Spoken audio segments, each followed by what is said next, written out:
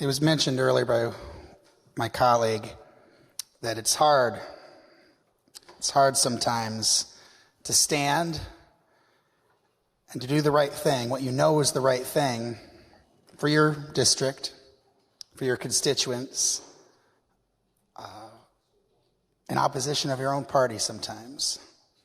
Those of you who pay more attention than others probably will note that I've probably been one of those that have voted against my team probably more than almost any other person on this side. So if it's not the most, it's pretty up there that I have to vote no on a thing. I voted no on a bill today that I had to register my no vote on. But it was said once that conscience is the root of all true courage, and if a man would be brave, let him obey his conscience.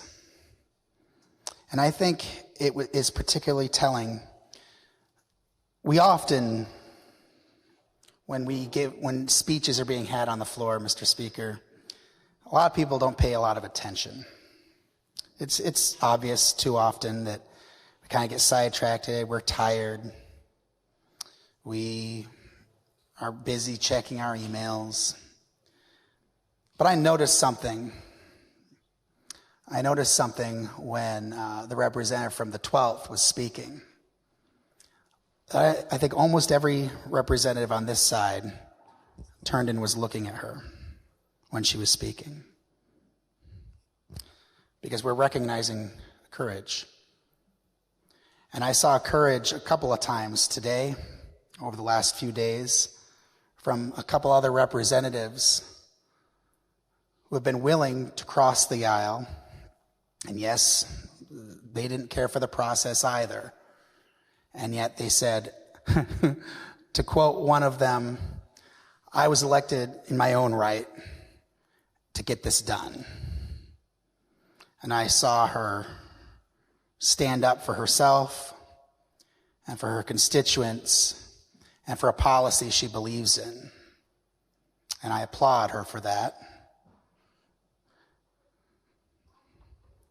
I'm hopeful, the representative of the 12th quoted from Ecclesiastes, and I really appreciate that. I'm now going to quote a pastor, Billy Graham. Billy Graham once said that courage is contagious. It only takes one to stand up, and that strengthens the spines of others. And I've seen some of that today. I've seen that courage. And I know the consciences of many of the individuals over on this side of the aisle, many of them are being pricked in their conscience on the policy that they so long have said they stood for.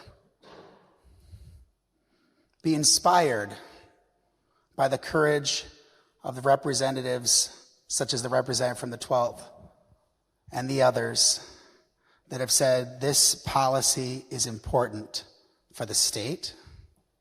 It's important for my constituency. It's important for us to move forward as a society. Be strengthened by their courage and know your own conscience. Know your own conscience, Mr. Speaker.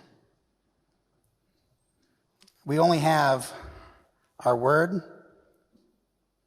and our conscience in this building. Many of them gave their word on where they stood. Let their conscience fulfill that promise today.